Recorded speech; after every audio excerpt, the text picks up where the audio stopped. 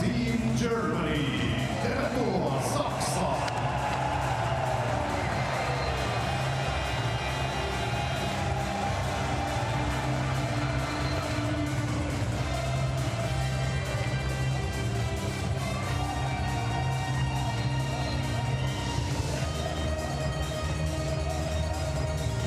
The game officials from this game have been licensed and signed by the International Ice Hockey Federation. Tämän ottelun tuomarit on nimennyt kansainvälinen jääkiekkoliitto. The referees päätuomari Mikko Kaukokari, Miroslav Stolch. The linespersons, linjatuomari Erik Katleo, Tarrington Bianchi. Game 2 of day 1, game 2 of an 8-game opening weekend here in Tampere as we look at the officials for this game between Sweden and Germany. Mikko Kaukokari of Finland is one of the referees. Miroslav Stolch is the other. Erik Cattaneo of Switzerland and Tarrington Wyonzik. Yorkin Regina, he is the other linesman. There is Harold Kreis, the new coach for Germany. And there's a look at Sam Hallam, the new coach in behind the bench for Sweden, as Sweden and Germany get set to meet here at the 2023 World Hockey Championship. Your netbinders for this game for Germany, it'll be Matthias Niederberger, DEL in Munich. They won a league championship. And Lars Johansson plays SHL in Frölunda. After 5 seasons in the KHL, he will be in goal for Sweden as these two teams get set to meet here in Tampere. And as we look at the lineups, Dennis, this should bode to be like a 1-0 or 2-1 game if you go by what the scoring is for the history of this year for the players on both teams. Germany does not have a guy who scored 20 goals in this game anywhere. And, you know, everybody comes from different leagues. And the Swedes have 2. So that kind of surprised me. Usually, I think Sweden have a lot of guys who are gunners and have 25 goal seasons or maybe 30, but even Alexander Nylander has scored 25 goals. That was in Wilkes-Barre of the American Hockey League, and Andre Peterson scored 21, playing for HV 71 here in Sweden. So it's interesting to see how the scoring goes in this game. And we are underway, and Moritz Seider will go back for it. It gets stuck in a puddle to the right of the German netminder. That's not fun. That is not good. That just stopped dead. Should have gone behind the net. Moritz Seider took one look to see who was where, and all of a sudden realized the puck wasn't where it was supposed to be. Yeah, that's right. He had overskated it. That was nasty for sure. So they'll have to be aware that they do spread a lot of water on this ice. We noticed that when we came in before game 1, but it had a chance to set up. So they'll have to be aware there. But the fact that Moritz Seider even showed up for Germany when the coach said prior to the game, we didn't think he was coming until the last minute. Boy, are they happy he showed up. Dominic Cahoon in to take the face-off for Germany. He'll take it against Leo Carlson, the 18-year-old that Ryan talked about off the top of the show. He's got some size, the youngster, 6'3", 194. 3 goals, 6 points at the recent World Junior Championship. Here's a turnover. Germany will carry into the front of it, and it comes, and unable to get a stick on that was J.J. Peterka of the Buffalo Sabres. Yeah, this Swedish team's an interesting mix. They've got about a dozen guys that are 30 years old or more, and then you've got Leo Carlson, who's 18, who is the #1 prospect in all of Europe, according to Central Scout. And a lot of former NHL players on the Swedish roster. We'll talk about them as this game goes on, but there's a number of them. There's one, Jacob De La Rose. Well, the first game that we did started off with breakneck speed, and there were hardly any whistles in the first 6 or 7 minutes. Here already things are starting at a totally different pace. Sent around the boards, Jonathan Pudas will put this back in behind the net. Pudas with some great offensive skills for a smaller defenseman. Carried in along the far side boards, and that got intercepted as the cross-ice pass from Ceramis failed to materialize. And Sweden back on the regroup with Anton Lindholm. Colorado picked back in 2014. It gets turned over, and a centering pass. Maximilian Kastner didn't get much on it. In front it comes. Save made by Johansson as the first good scoring opportunity goes to Fabio Wagner. And this ice is a problem, Dennis. Lindholm was coming out of the zone, and he basically just overskated the puck just for a second because he was looking to make his play. Ends up making a bad pass. Germany turns the puck over, and they get a scoring chance possibly at the last second, but good diving plays and recoveries, and then a big save by your goaltender will do it. But these first couple of minutes now, I think, have a couple of players unnerved, and rightfully so, because there are patches of wet ice that just literally eating the puck. Maximilian Kastner, number 7 for Germany, 3 assists in last year's World Junior Championship. Centering pass by Fishbrook goes to the far side boards. Marcel Nobles tries to dig it out of the corner. He can't. Gets a little bit of help there from Kastner. And now Sweden will control with Anton Peterson. This gets flipped out through center. Gets tied up in front of the German bench. Battle on the far side. Per Lindholm, another former NHLer, trying to work it free. Finally, it does come loose. Patrick Nemeth. Yes, another former NHLer. And Nemeth will play it, but there's a change happening, and there's no one there in a Swedish uniform, and a couple of chances on the short side for Schutz. Shot from the line, that never got through. Stahoviak sends it in behind to the near corner. Played back to the far side. Schutz goes after it. He'll leave it in the corner for Toomey. Stahoviak gets dumped on the far side boards. And Rasmus Sandin, the former Toronto Maple Leaf, now Washington Capital, will take over in behind his own net for Sweden. For Henrik Tomarnis. And Tomarnis will play this in. 3rd World Championship for Tomarnis. And there's a look at Lucas Raymond. Lucas Raymond's got some serious speed and some great skill. Detroit Red Wings going to have him for a long time, I'm sure. He's had some injury problems at times, but that skill level will show certainly in a tournament like this. Both these teams, though, sort of playing their way into this game. A very different feel from game 1. Rundstrom plays it back in behind his own net. Sandin will play it ahead. Lucas Raymond will give chase. Lindbergh to the bench after feeding that pass up the boards. Tiffels couldn't get anywhere for Germany, and Tomarnis will play it back in behind the net. Comes around the boards as it gets away from Carlson. Carlson gets it back, gets it for Lucas Raymond. Raymond will pitch it back to the blue line for Tomarnis. He tried to leave it there, gets away from Sandin, and Sandin will have to backtrack out of his own end. Up it comes, and Raymond will dump this in. Mueller chases it back. Moritz Mueller plays in Cologne, and the pass, no one there, and this will go for an icing call, and the faceoff will come back.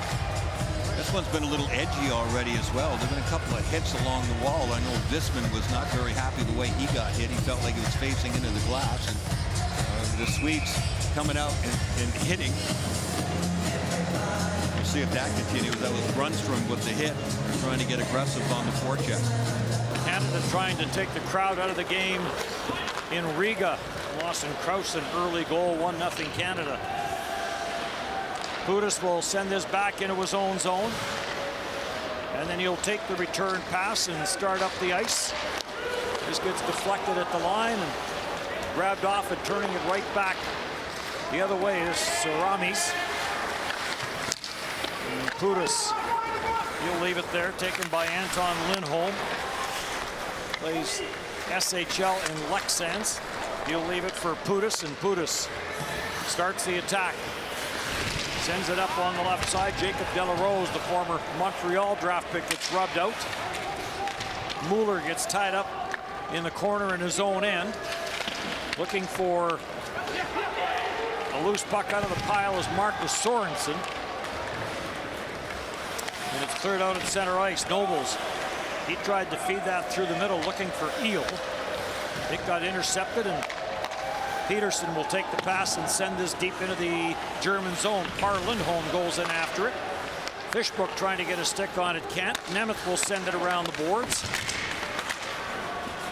This gets corralled in behind the net.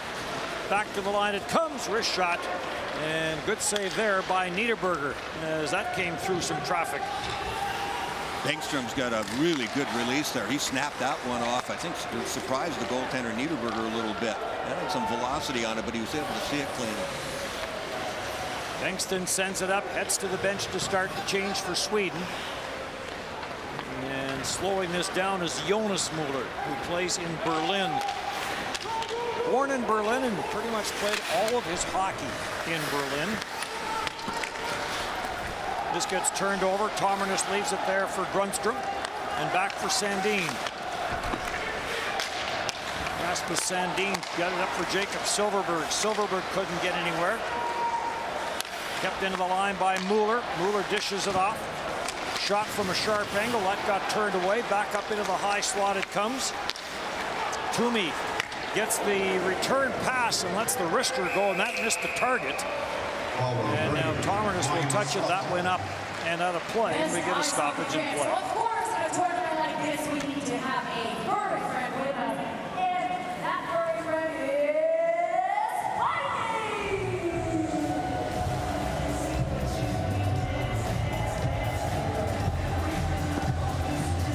As you can see, Sparkle Lesson is Sparkle Lesson hard. He wants a high five in this picture, so please give up his Lightning!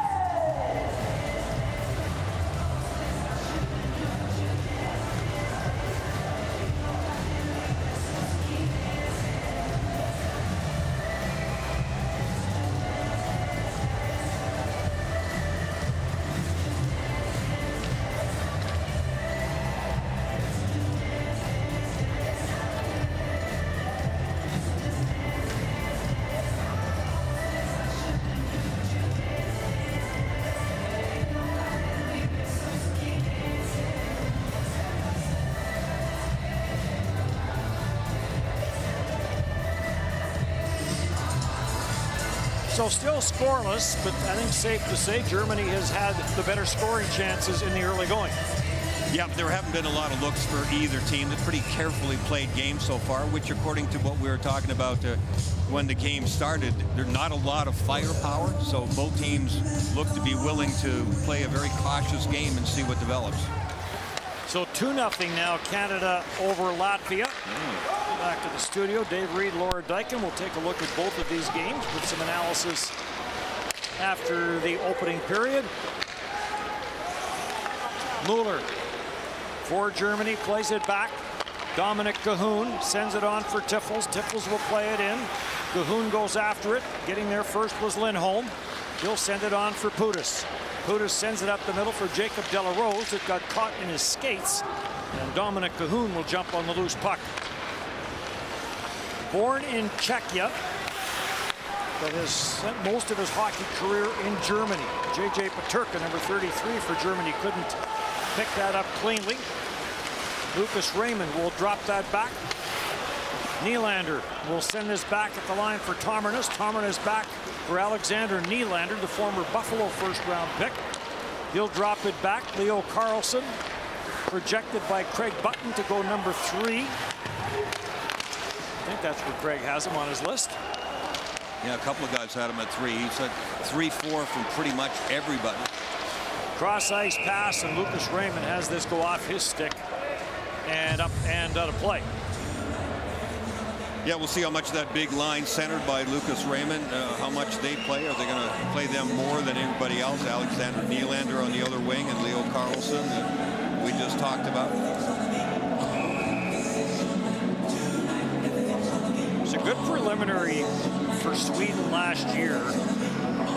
They were the only team to beat Finland in the round-robin portion. It was an overtime win. Went 6-1, and then in the quarterfinals ran into Canada, and that was the end of the tournament for them.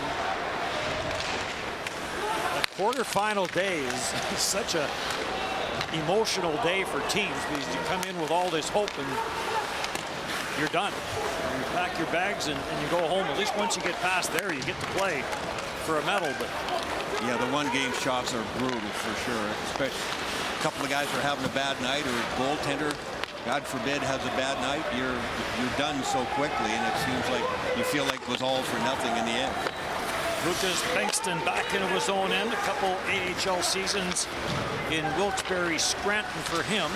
On for Berggren. Berggren will dish it off, and Peterson will get rubbed out, but offside is called against Sweden at the line.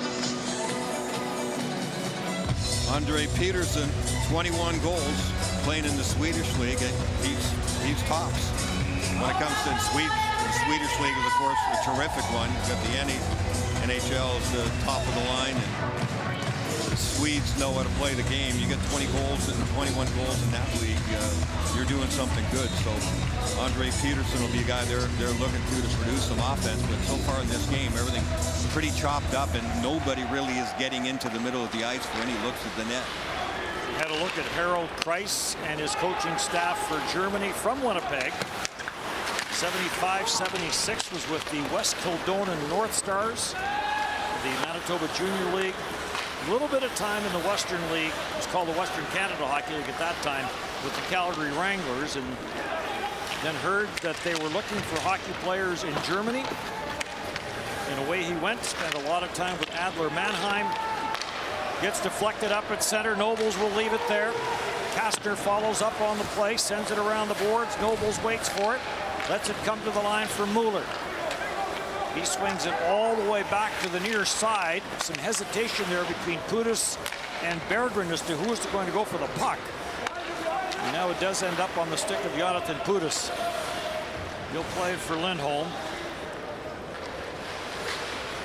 Back for Pudas. Pudas slowly sends it up at center ice. Carried in, backhanded in deep by Dennis Everberg, another former NHLer, Colorado. Everberg swings it around the boards. Tomernes goes after it. And Mueller, Moritz Seider is there for Germany. Seider's pass on and off a stick and right back into the German zone it goes. Niederberger will swing it around the boards. Bounces up at center and carried in by Germany.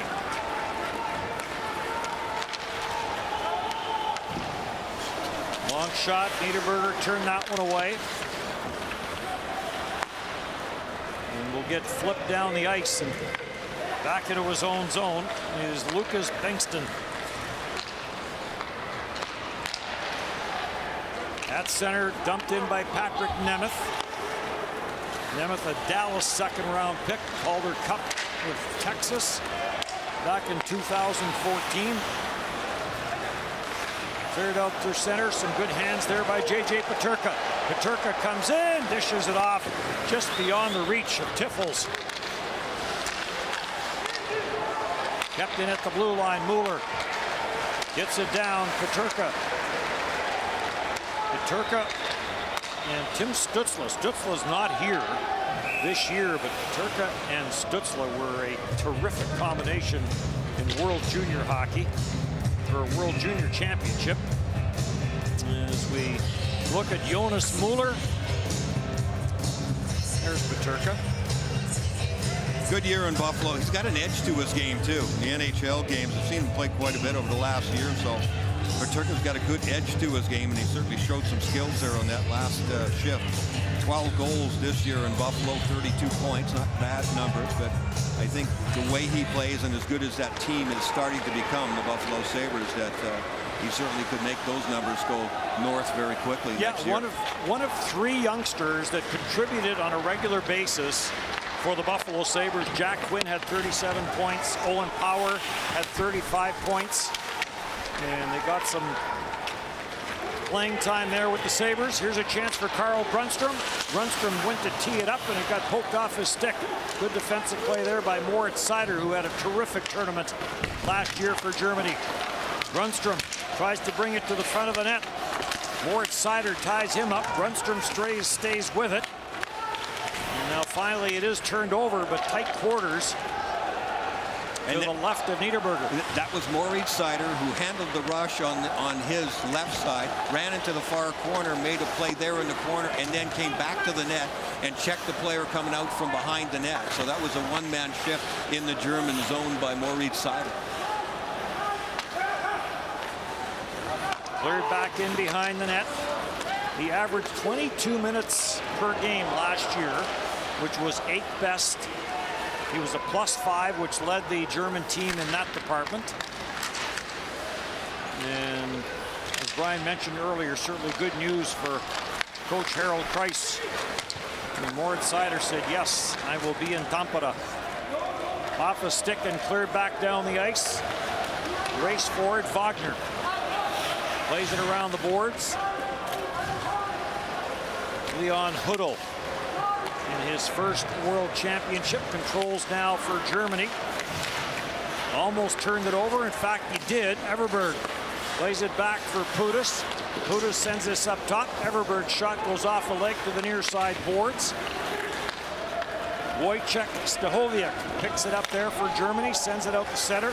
Stachowiak, born in Poland, but has played quite a bit of hockey in Germany.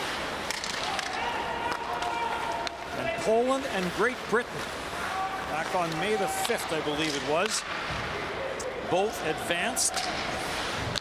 And they will be in the World Championship next year, which will be played in Czechia, in Prague and Ostrava, as it was back in 2020, I believe. I should check my notes before I say things. I'll check during the break, see if I'm right or not. Scoreless. Lots of good drummers here. Come on. All right. Play some drums. Come on. Right.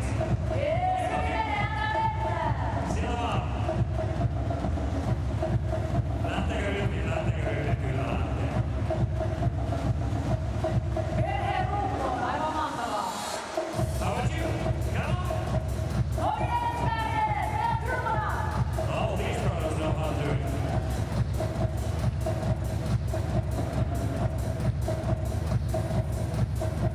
Yo,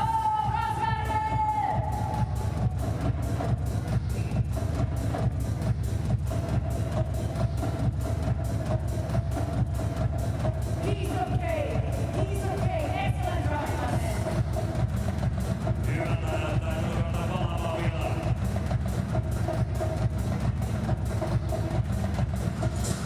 Talked about new coaches for both of these teams. Harold Kreis in behind the bench for Germany, taking over from Tony Soderholm, who got a job in Switzerland.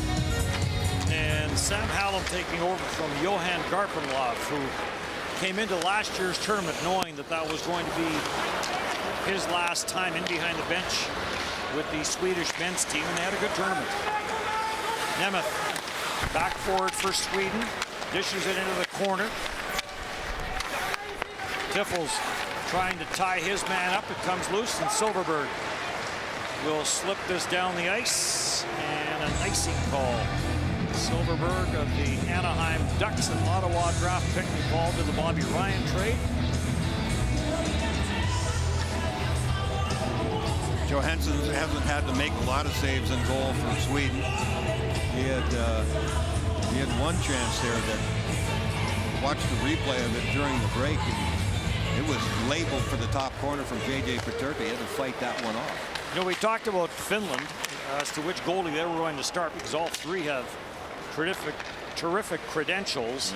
Yeah. Some thought that it was going to be Jesper Wallstedt, the Minnesota first-round pick, that was going to be given the opportunity in game one and be given the opportunity to run with this, but it is Lars Johansson who gets the start in this game. Played in Frölunda. Tied up along the far side boards. Lucas Raymond for Sweden waiting for it, but kept in by Germany. Shot from Zuber, and Johansson kicked that one away. Now this will get flipped back, and Germany back on the regroup with Leon Hudel. Zuber back for Hudel. And on up at center ice. The lead pass there from Eel doesn't go anywhere, and play whistle down on the offside. Right, Under 5 to go in period one. For the legendary referee dance, and here we have Mr. and Mrs. IKEA will show us how it's done. Okay, folks. Referee dance. Easy, folks. Misconduct. Easy. Interference. Yes. Penalty shot. Wash out. Here we go. Let's go.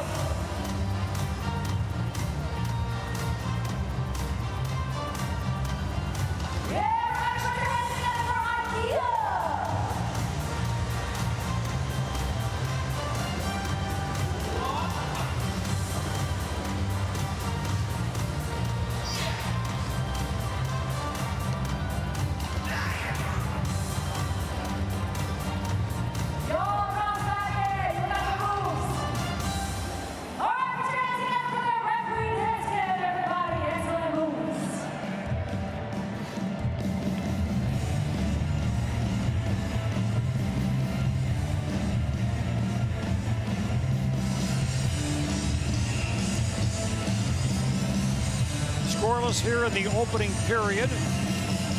USA beating Finland 4-1 in the first game here in Tampere. That opened the IIHF 2023 World Hockey Championship here in Finland. Czechia over Slovakia 3-2 in a game that saw all 5 goals coming in the opening period. In the other one, and tomorrow we'll get to see the remaining 4 teams here in Group A. And we'll get going with France and Austria, and then Hungary and Denmark. And then it'll be Germany and Finland to close out a triple header tomorrow here in this building. And then another triple header on Sunday. So we talked about ice conditions. They do get a workout, and it is fairly warm outside. Beautiful weather here in Tampere. Rasmus Sandin back for a loose puck. Leo Carlson. Carlson tried to go across ice. Good stick there by Kastner to break that one up. Commernis will try it again. On for Sandin. Sandin bumped off the puck. Fishbrook and Nobles trying to drive that to the front of the net. Kastner chases it down. Nobles goes to the front of the net with that size of his, 6'3", 205. Comes back at the line. Fishbrook looking, fires, deflected, and Johansson makes a good save, and he'll hang on to it. One of the few times the Germans really got into the dangerous scoring areas in Sweden's zone. Look at all the yellow jerseys there. Everybody gets somebody picked up. There's a rebound there for a second. Kastner's hanging around. The shot from the point gets through. That's always the important part for Fishbrook. A little bit of trouble handling it there from Lars Johansson, but he's able to cover it up in time. We talk about no Tim Stützle, another player who was not here this year at the World Championship. Matthias Plachta, 6 World Championships for Germany for him. Not part of this team. And then, of course, Philip Grubauer, who carried the load in goal last year for Germany, tied up with the Seattle Kraken right now in that series with Dallas. And on the Swedish side, how much do you think Sweden would have liked to have Victor Hedman here after the Tampa Bay Lightning went out in the first round? But I know that Victor got injured in the second last game of that series. I believe it was a hip injury for him. So I'm guessing that's what precluded him from joining them. And they have Nemeth and Rasmus Sandin, who of course are NHLers, and Swedes have always been known for having big name, huge stars on defense year after year after year. And Victor Hedman would qualify as that, all due respect to the guys that I just mentioned, that they don't have that huge big stud on defense they often do. There's a chance that never got through. A shot from the high slot from De La Rose. Oliver Ekman-Larsson has been to a number of tournaments for Sweden as well, and he's not here this year. There does come a time when the World Championship does kind of see a bit of a transition to younger players. We'll see that with Denmark tomorrow. There's a chance, left pad save made by Johansson. Sebastian Dahm, who has been a staple in nets for Denmark, not part of the team this year. Jakobsen, Julian Jakobsen, who has been a longtime member of Denmark. And now there is a penalty coming up, and Germany will go to the power play. First man advantage of this game that's still looking for its first goal with 2:14 left in the first. It is Henrik Tomernes who will head to the box. Yeah, that's an interference call for sure. Schutz gets it by him along the wall and then tries to go inside on him, and instinct says, yeah, I'm not going to let you go that easily. And when he makes contact, Schutz, I think, actually crosses his own feet up, but it was probably going to be an interference call anyway. First power play of the game. Tomernes, a champion this past season in the Swiss League with Geneva. He's from Karlstad, where there was part of a World Hockey Championship there years ago. One of the first ones that I was at. Jönköping, Karlstad, and Gothenburg. Teams moved around a little bit more back then. Nobles as Germany goes to the power play. A power play that was 32% last year in the World Championship. To the side of the net it comes. This gets deflected away as Nico Sturm will go to the front of the goal. Back to the line it comes. Nubel doesn't shoot it. Backhand try in front of the net by Kastner, and that got turned away. Kastner's after it. Nico Sturm is there as well. Nobles is going to hustle to the far side boards, but it's slammed around the wall and down the ice it goes, and Hudel will go back for Germany. Germany has outshot Sweden 8-4 so far in this game. Moritz Seider on for Tiffels. Frederick Tiffels will play it in behind the net, comes around, kept in by Germany. Dominic Cahoon sends it up top to Seider, gets it back. Cahoon, Fishbooks in the high slot. Cahoon back up top for Seider, near side Peterka. Peterka tried to go cross ice for Dominic Cahoon. Good defensive stick there by Par Lindholm, something he excelled at in the National Hockey League was the defensive part of the game. Peterka tried to force that pass right through the box, though. That seems like a predetermined play that he has an idea of what he wants to do as soon as he gets it, but he's not really looking at what's happening in front of him. It was a pretty easy turnover for Sweden. Seider, Cahoon, Fishbook, and a floater off a stick of Lindholm, and Johansson will hang on to it. Well, power plays are tough for every team. When you first get a first one in the tournament, everybody's trying to get used to each other. You're trying to get your hands going. That's one of the tougher parts of the game. There's an interesting outfit. Never know who's behind those glasses. Maybe somebody we know. No. Nope. Kept in at the line by Mueller for Moritz Seider. Seider's shot goes off the stick and wide. Into the final 10 seconds here of the period. No shots on that power play. Or 2 shots, rather. Flipped up through center, and this will bring the first period to an end. Not a lot was happening for either team offensively. The game was played kind of in the middle of the ice. A lot of turnovers, a lot of whistles, and now that they've got their feet wet, maybe they'll go in and discuss what they've seen and try to get some offense going. Both teams in the same boat. So 20 minutes done between Germany and Sweden as this game still awaits its opening tally. Germany 9, Team Sweden 4.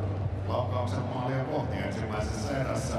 Saksa 9, Ruotsi 4.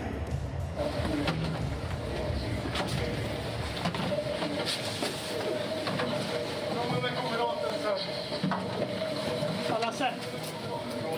Lasse är Lasse.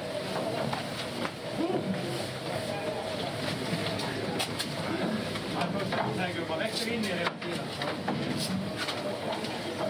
Jävla pissisar ute på oss och sen sätter mitten i egen zon på backarna. De här jävla dropppassen till varandra, det är fladdret.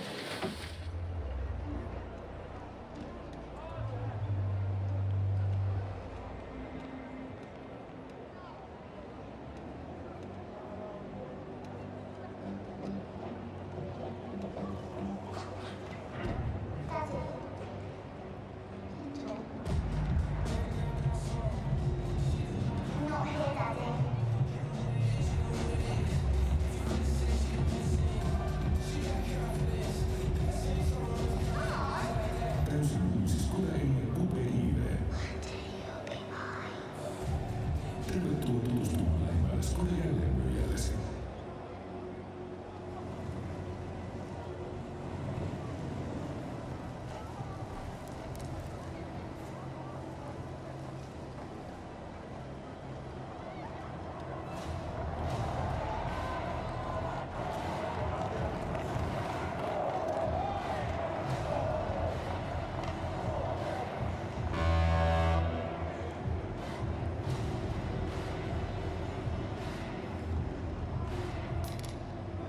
Some days it can be difficult to get through to each other at work.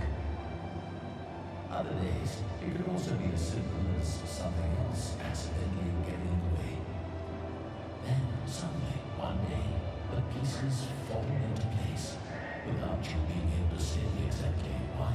Here at AJ Products, we can't solve all your problems at work, but we are here to help you design a better workplace. Have a better day.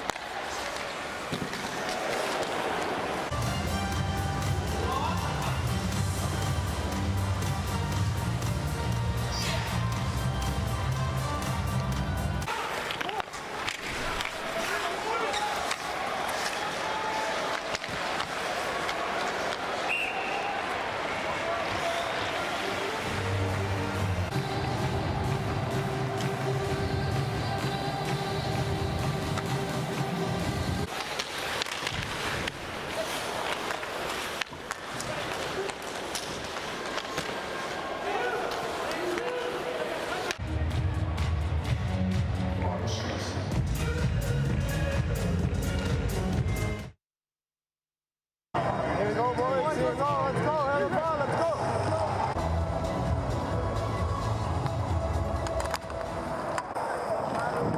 Hands up, hands up, hands up, dude.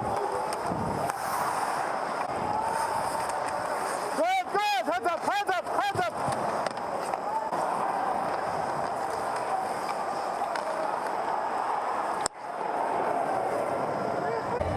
Just one input.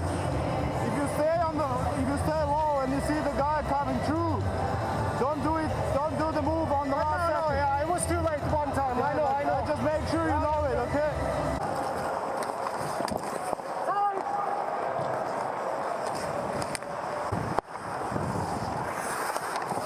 Hands up, hands up, hands up!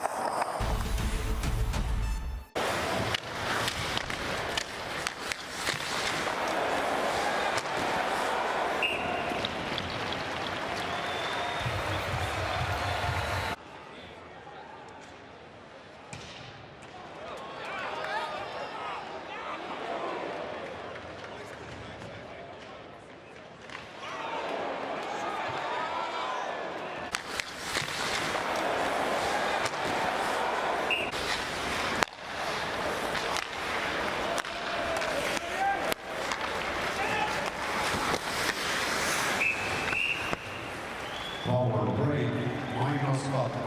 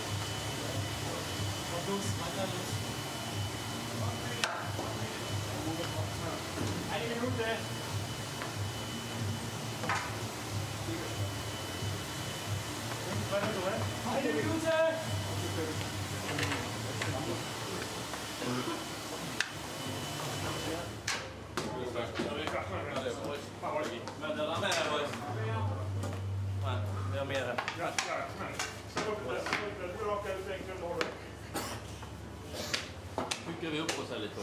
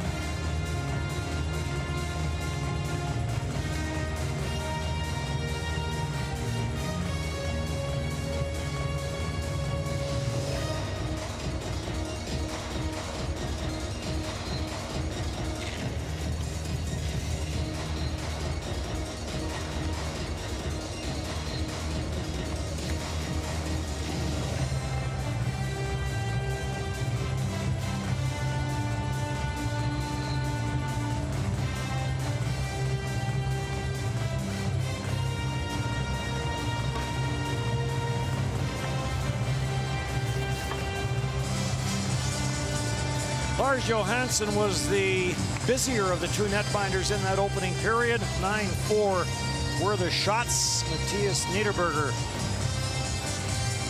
in nets for Germany for this game. I think he saw two shots that were really anything much. Niederberger. The Swedes got to get something going. 4 shots after an entire period. That's just not good enough. Talk about, you know, sort of feeling your way into game one of a tournament. That was certainly true for both teams, but I'd say even more so for Sweden. So we'll see if they can find a way to up the tempo and move the puck and get the offensive zone and get some looks at the net. Jonathan Pudas, who plays in Skellefteå, led Sweden in ice time in that opening period at 7 minutes and 19 seconds. And JJ Peterka led Germany in ice time at 7 minutes and 32 seconds. I think he was the most noticeable player for both teams, Peterka. I agree. Peterka has the puck. Sends it into the corner. Dominic Cahoon trying to bring it to the front of the net. Got away from him. Kept it at the line by Mort Seider. Seider down to Peterka. Backdoor play. And in a little too deep on that backside was Dominic Cahoon. He played it out to the front of the net, but Johansson was there to kick it away. This gets played back in behind by Marcus Sorensen. Ottawa draft pick in 2010. 226 NHL games played with San Jose. Played in the Swiss A-League last year. Dominic Cahoon has lost his bucket. And we have an interference penalty coming up on the play. Jacob Delarose, who won 4 of 6 faceoffs in the opening period, will go to the box.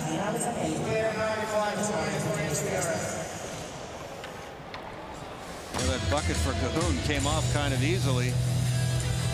That was a little bit after the fact. He gets a cross check right across the hips there, and he ends up going down on the play. So the first power play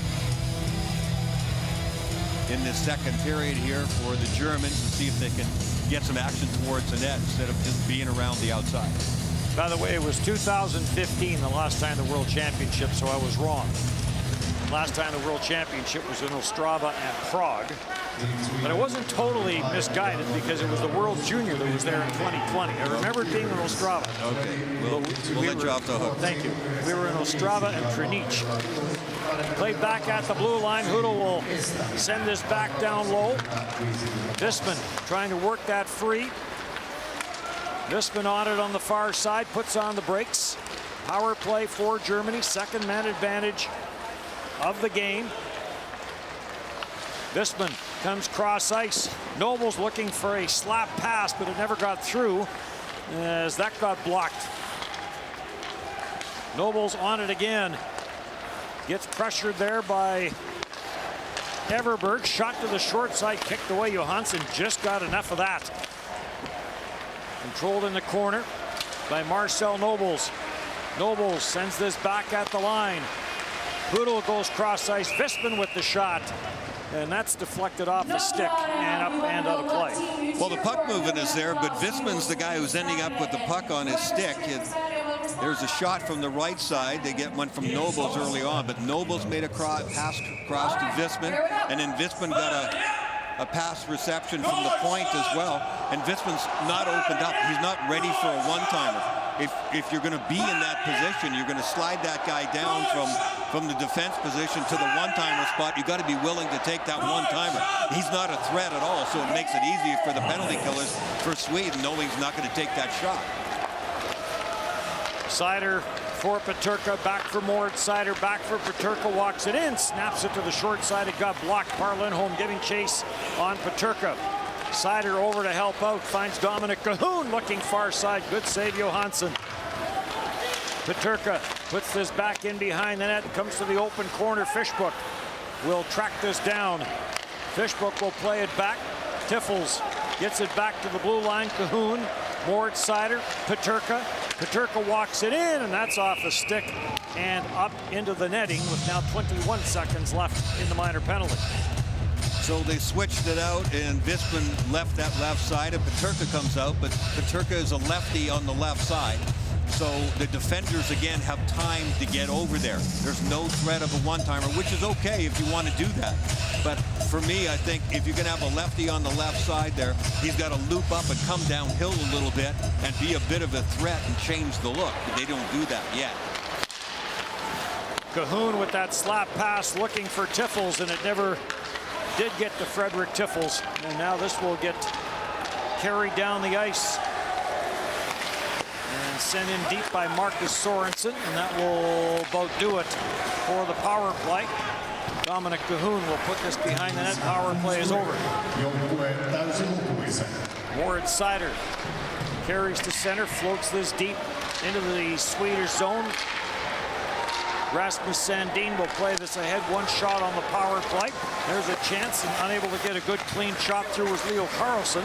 And now a penalty coming up. And it is going to be a holding call. I'll tell you what, Zuber did a good job there on that initial rush. He was beaten on that outside-inside move, and then he recovered to the front of the net and had to make a diving play. Did a good job there, but Zuber's the one who's actually going to the penalty box here in the long run for holding. Here comes the play. Germany had a line change. There's the move I was talking about. Look at him come back across here and make a really nice play defensively. But then what it does is he drops his stick as he made that play, and when he comes back, the free hand gets in use, and that was kind of a silly thing to do there, and he's going to serve a 2-minute penalty perhaps because of it. Sweden on the power play. Sweden's power play last year at the World Championship, 29.6%. And Germany, the penalty kill was an issue last year, 52.9%, second last in the World Championship. Even though they were only shorthanded 17 times. If I had to choose in a tournament, even in the NHL playoffs, if special teams, if you had to choose one, you know, in advance, I'd say I'd rather have good penalty killing than good power play, because you know when you start leaking like that, gives the other team, because you know it's feeding their big guys on the other team that are on the power play all the time. Now you've got an issue transferring over 5-on-5, and when you have numbers like you just said from last year for them on the penalty kill, ouch, that ends up kicking you big time. Jonas Mueller clears that down the ice. Now it gets turned over. Eel will play it back in. Trying to catch up to that loose puck was Saramis in his second World Championship and second IIHF event for him. Had a goal in last year's World Championship. Sandin. Good numbers in Washington after he joined the Capitals.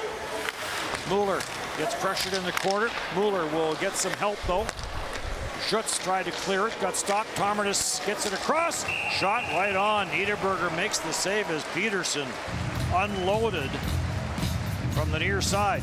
There's another one of those situations where Germany thought they got the puck out of the zone, and they tried to one-time it out, but Berggren kept it in. And as soon as that happens, that means you get guys stranded in the corner. There's Berggren at the point. He kept it in on the attempted clear, the cross-ice pass, and that's the best look that Sweden's had in quite some time. 27 seconds left in the minor penalty. To number 27, Maximilian Zuber. Another player on this German team that was born in Poland. 6th round Arizona pick was Zuber. Back in 2022, now plays in Munich, so a DEL championship for him. Tomertis on for Andre Peterson. Peterson looking back door. Off the corner boards, kept in at the line. On for Dennis Everberg. Dropped back. Bankston in front of the net. A chance in tight for Oscar Lindberg. And now it gets cleared out at center. Tomertis breaks it up. That move by Lindberg, just kind of backing his way in from the corner from beside the net. I always think that that bodes well later on. If you make yourself a threat, then the defensemen have to shade back a little bit to make sure that you don't go in there just unattended. And then that'll open up the bumper spot in the middle. So a lot of times it's about sequencing, and sometimes you're not always playing. Here's a good look at it. He backs his way in, gets a good scoring chance. Now the German D are going to be really well aware of that. And then that might give a chance to Lindberg to get the puck, and as they react to him next time, get the puck into the bumper spot for a terrific goal. Played in Bern this past season. Phoenix draft pick back in 2010. 252 NHL games played for him. The Rangers, Vegas Golden Knights, and Ottawa. Bouncing puck up at center. Kudus will break it up and put it back inside the German blue line, but it doesn't get deep. Visman will circle back into his own end. 6'4", 207 for the 26-year-old Kai Visman. Fishbook goes after it. Johansson clears it away from him. Visman trying to hold it in Kent. Nobles couldn't get a stick on it. And Delarose will send it on. And a broken stick on the far side for Marcus Sorensen. Back in for Patrick Nemeth. And now good play there by Mueller. And now he'll try it again. Looks up the middle for Fishbook. Sends it on for Visman. Visman's left wing pass goes away from Kastner. And Berggren will bring it back in. Berggren drops it back. Slap shot by Carl Lindholm, and that was up high. He got a lot on that one, and that was right at the head. Those, I think, are smart shots by a guy coming in like that. The odds of scoring are not that great, but if you can hammer it and have a little bit of shot intimidation, it helps. A little bit of chin music. Scoreless here in the second.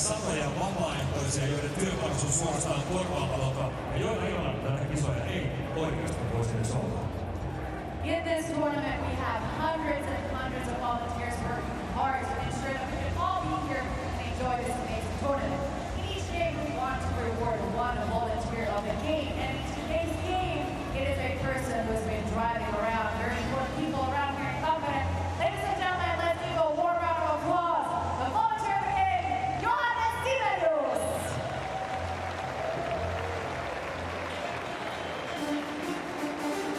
Siitä vielä on vastuutelua.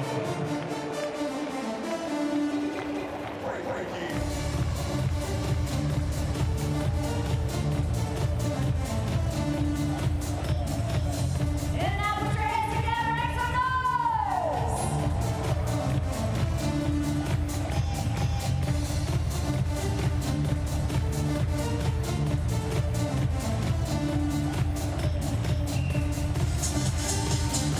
Sweden started last year's tournament with 4 straight wins over Austria, Czechia, Great Britain, and Finland. and then dropped an overtime contest to the United States on the heels of that overtime win over Finland. And then back-to-back wins over Norway and Latvia to finish 6-1 in the preliminary round. 4-3 loss to Canada in the quarters. And then, of course, Canada went on to the final to lose in overtime. Sandin trying to go backdoor. Silverberg was there, and it was, or rather, Lucas Raymond was there and cleared away before it got to him, and an icing call here against Germany. Yep. That's where Germany takes a deep breath there. Sandin moved in from the point. Real nice play. And then at the last second, Germany reacted really well. Bottom of your screen, here comes Sandin coming in. There we go. The Germans come back into position pretty well and recover. And a lot of times that's really what it's all about. Moritz Mueller was the guy who came in and confronted Sandin just in time and forced him to make a pass probably sooner than he wanted to. 15 points in 19 games with Washington for Rasmus Sandin. To the front of the net it comes, and it never did get to the stick of J.J. Peterka. He was there all by himself. Tomarnis will play this up at center. And Sweden back in. Nylander hit to the front of the net. Pass never got there. Alexander Nylander trying to chase this one down. Comes to the near corner for Lucas Raymond. And Raymond gets it back to the blue line, and Lindholm with the shot that goes up and out. There certainly have not been a lot of second opportunities either in this game for either team. And some of that is because, you know, it's good coverage. Players are boxing out, but I'm not sure that either team has established a really good, consistent presence in front of the goaltenders either, looking for tips and rebounds. Good look at the netminder there, Matthias Niederberger.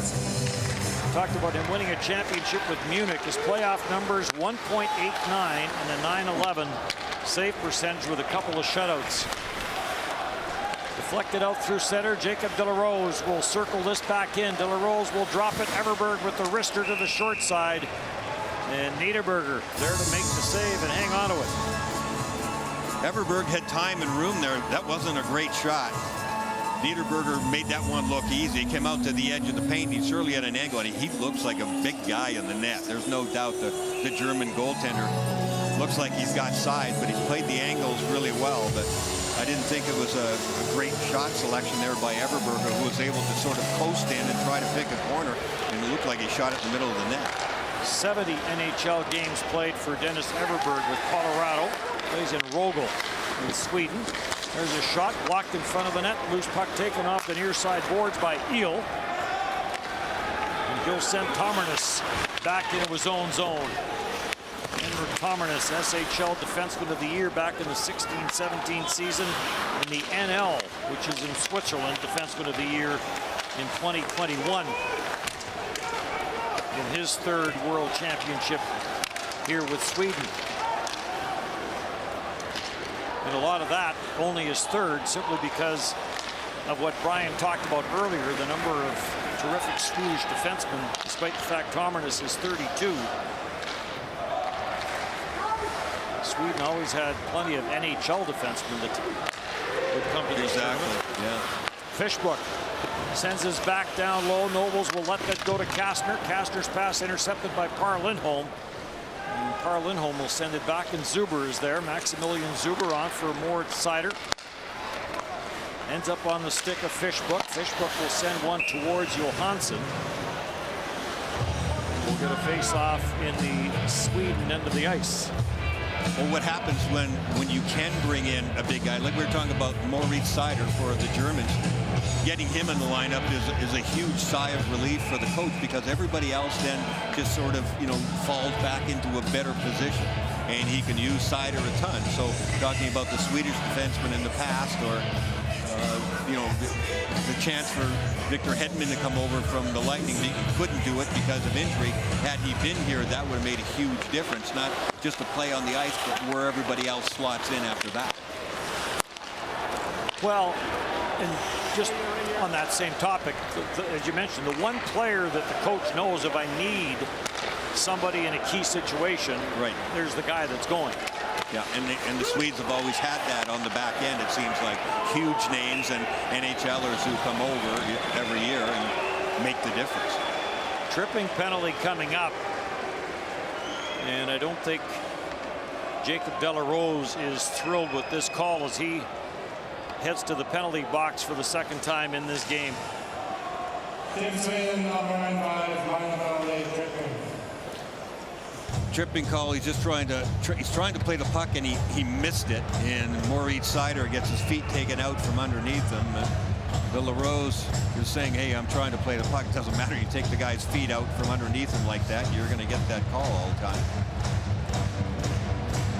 So back to the power play for Germany for the third time in this game.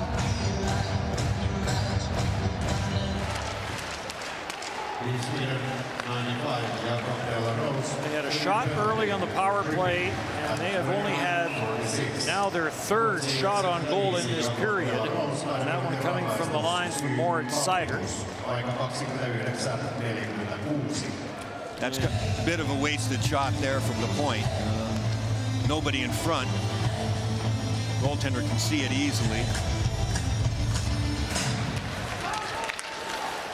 And off the face-off, Par Lindholm will get this all the way down the ice. 106 NHL games played for Par Lindholm. Boston, Winnipeg, Toronto. Played in Skellefteå.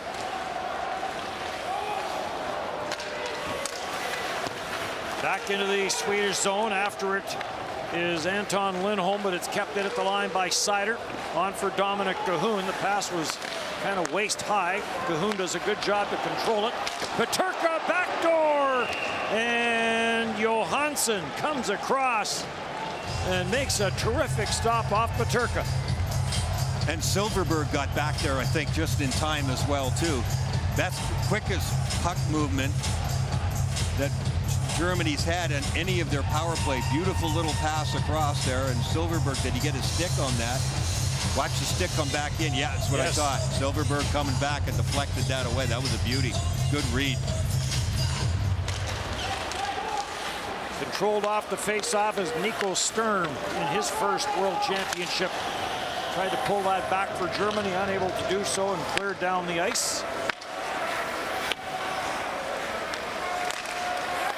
Maximilian Kastner had to get away from him. Sorensen will carry it right back in, sends it deep. Oscar Lindberg going in after it. Canada now leading Latvia 3-0. Mackenzie Weegar with a power play marker. Dennis Everberg gets tied up and back down the ice for Nico Sturm. Sturm gets rubbed out in the quarter by Patrick Nemeth. Puck is still loose and comes back at the line for Hudel. Kastner, back up top it comes. Leon Hudel puts this in behind the net. Nobles tried to jam that one through, could not. Hudel back for Nobles, back for Hudel, and that shot rattles off the leg and goes wide. Visman, power play is over. Visman puts it to the front of the net. 2 shots on that power play for Germany, and here comes Delarose. Forced to the backhand by Mueller, tried to center it, there was no one there. In a Swedish jersey. And Germany will control.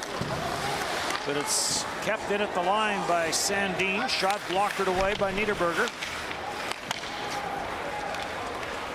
Stahoviak tried to feed that through, trying to send Parker Toomey in on a break, but the pass was beyond his reach. And Sandin is back for it. Stahoviak made some slick little plays along the wall, including that one, to get the puck out of the zone, get it behind the D-man, and at least start some kind of rush. But first of all, get the puck out of the zone under pressure. A guy coming from his backside and the defenseman right in his face. Those are the little kinds of plays that get you ice time at the end of a period, the end of a game. Stahoviak 1 year in the USHL with Central Illinois, a couple of years at Michigan State. Zuber for Germany. Tight turns and brings it up. Has his pocket picked by Grundstrom. Grundstrom walks in. Backdoor play. What a save. Andre Peterson with a great opportunity on a nice setup from Carl Grundstrom. Tiffels Leaves this up the middle for Dominic Cahoon. Cahoon will pitch this off the backboards. Putis is there to break it up. Gets it for Peterson. Peterson sends it up the middle for Anton Lindholm. And into the German zone it goes. Wagner for Peterka. Peterka is surrounded by Swedish defenders. And just no room to carry it deep into the Swedish zone. Turned over inside the line, and an attempted lead pass got blocked by Lindholm. On it comes for Silverberg, and that goes off a leg and wide, and Nico Sturm is on it. It's a good thing Lindholm knocked that one down. That was breakaway time for Germany. Bengstrom for Berggren. Berggren out of the corner. And Sandin unable to hold this in, and he'll have to backtrack. Back for Berggren. Sends it around the boards, and it's all the way back where Moritz Seider will settle it down. Under 5.5 to go here in the second period. This gets sent in by Saramis. Centering pass. Eel was there. Puck never got to him, and back for Sorensen. Sorensen tried to slip this one through for Sandin, who was up in the rush. Eel back for Germany, gets to the red line and sends it in. 35 minutes gone in this hockey game, and still looking for the game's first tally. This gets played around the boards. We expected a low-scoring affair. Well, Germany's getting the puck deep at times, and when they do, there's really no forecheck now. Sometimes it's because of line change. The second periods make a difference, and sometimes you have to err on the side of caution. I get that. But they have to try to mount some kind of offense here, too, and that's been difficult for them. Putis for Peterson. Peterson looking for Par Lindholm in front. Putis jumps in from the line after the loose puck. Visman ties him up. And Mueller is on the loose puck. Jonas Mueller on for Visman. Visman rink wide for Fishbrook. Fishbrook puts on the brakes against the checking of Grundstrom. And Putis is on the loose puck.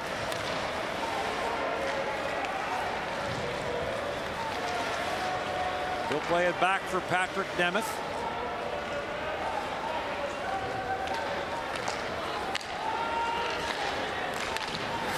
Lead pass stopped at the line by Maximilian Zuber. And he'll pitch it off the boards and back inside the Sweden blue line where Putis has it. For Nemeth. Drops it back for Alexander Nylander. Gets it back, shot deflected, rebound. Couple of saves in tight by Niederberger. I think that second rebound chance was really tough.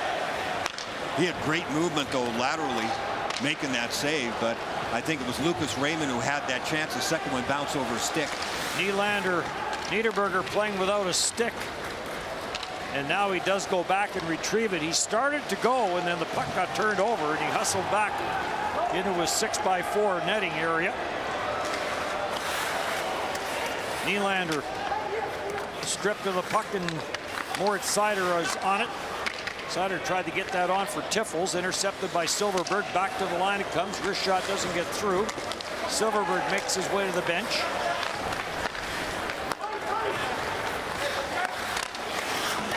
Grabbed off by Mueller, trying to clear it up the boards. That's Morris Mueller, number 41. Centering pass, that got blocked by Moritz Seider. And the lead pass up the middle, that goes off the stick. J.J. Peterka trying to track it down off the quarter boards, could not. Berggren. He'll play it on the right side for Andre Peterson. Peterson stripped of the puck, following up on the play that was Oscar Lindberg. And Peterson and Peterka. And the pass back to the line, there was no one there.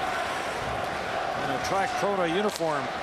Well, the shots are still 12-10 in favor of the Germans now at this point. So it shows you how much both teams are playing into the structure. Both teams still looking to get plays into the prime scoring area in the middle of the ice, which differs from the adjustment the Americans made from the first period to the second and third as they started shooting from the outside and started taking the game over. Grundstrom trying to wrap around. That got blocked by Niederberger. Flipped up the boards and out to center ice. Nice Saramis, and now Sweden right back in with Grundstrom. Grundstrom has had a good second period here for Sweden. On for Par Lindholm. Lindholm puts it behind Lucas Raymond, trying to work it out to the front of the net. Raymond got dumped. Puck is still free and finally grabbed off by Eel. 1 minute left in the second To center and no further, and right back for Par Lindholm. He'll take a bump there from Jonas Mueller, and this is going to be an icing call. The face-off with 49 seconds left will come all the way back. Well, the Germans will be glad that there's only 49 seconds left and another icing here. They've been strapped in their own end here for a while. Sweden turning pucks over, getting it back deep, moving them around. They're starting to wear guys out, and there's a few Germans out there who's going to need this break in between periods if they can escape with the score still 0-0.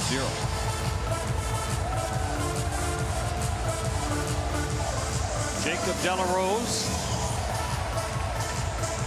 spent this past season in the Swiss A-League to take the face-off and wins it. Shot through traffic and a good glove save. Sorensen let that one go, and Niederberger flashed the glove up and snared it. We're going to take a break.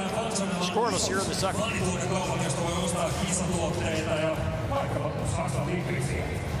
Here at Nokia Arena on the east side of the arena, here's the merchandise store. You can buy lots of fun stuff. There's t-shirts, sweaters, everything has jerseys, everything. And there's also a big store in the fan zone across the street.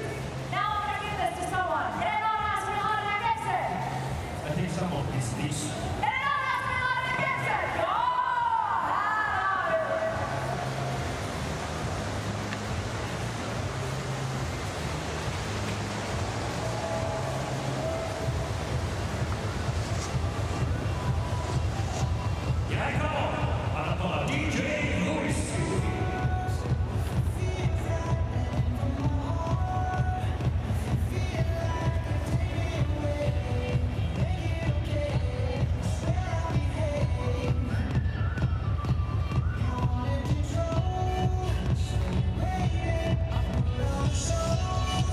Germany right back at it tomorrow night. Tough start for them. Sweden, Finland, and USA. The first 3 games for Germany, and then it gets easier after that. Denmark, Austria, Hungary, and France. Germany needs a spark. They need somebody to grab this game for them, and they're playing a very systematic game. I get that. I understand it, but at the same time, compared to the pace as they move on against some of the other teams, and the same thing is true for Sweden.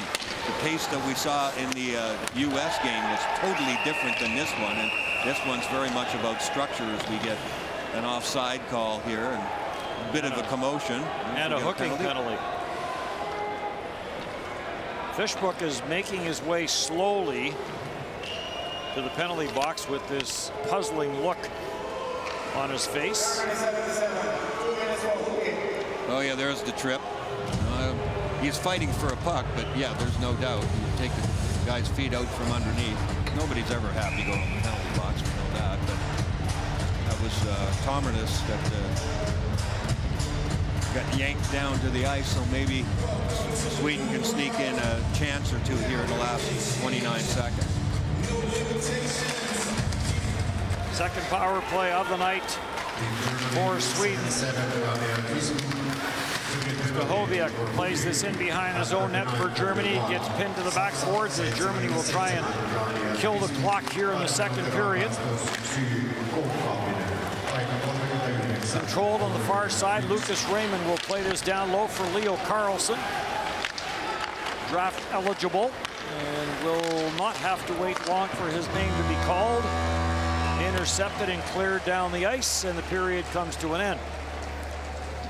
12 for the shots in that period in favor of Sweden. And the Germans did a really good job killing off that last couple of seconds. That was really well executed. They played hard. The battle level, I think, of both teams can certainly go up in this game, and a lot of times that'll add to the pace of the game and the offense as well. So 2 periods done. They'll wash the ice, and Sweden will have 1 minute and 32 seconds on the power play in the second, or third.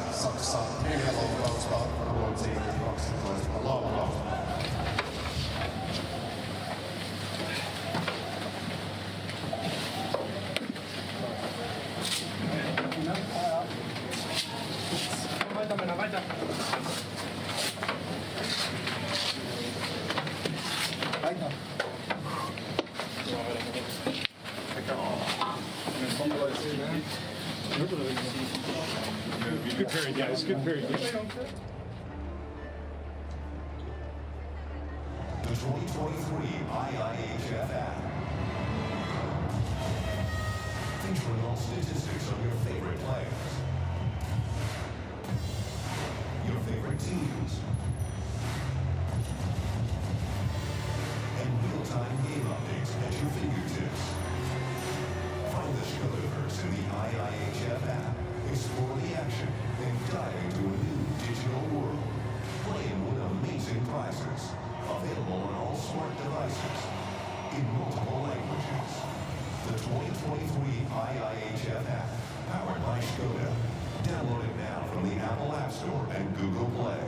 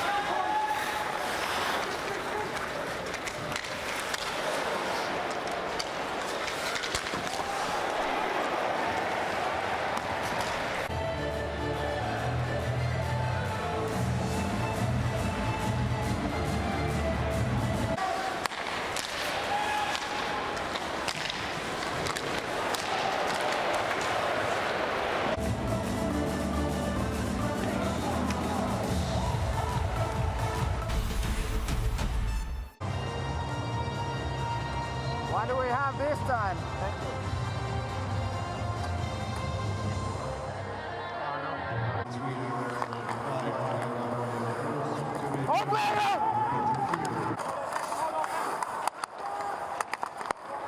What's up, guys?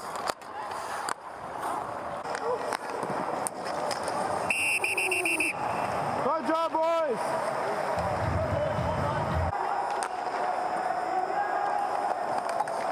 Woo!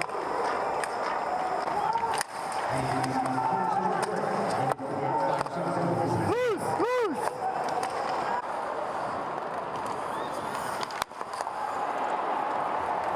Six down!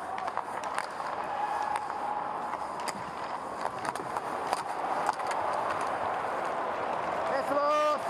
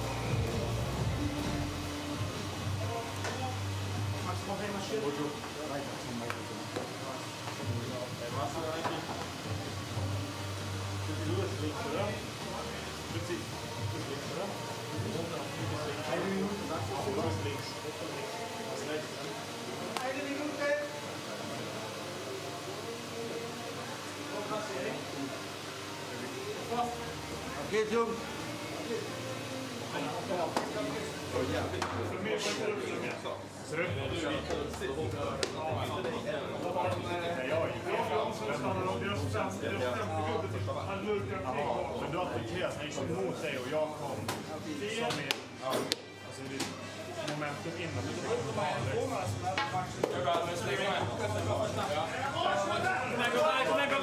sista bästa!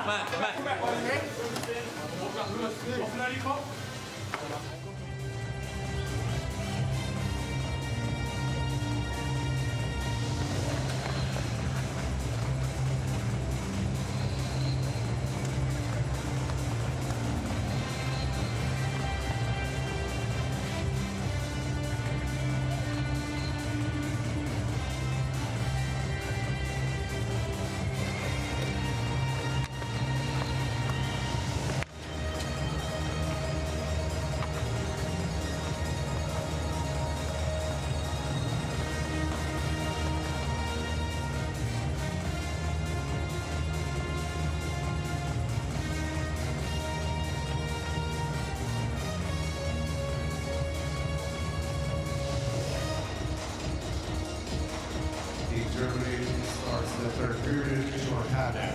Saksa aloittaa kolmannen erän alivoimalla.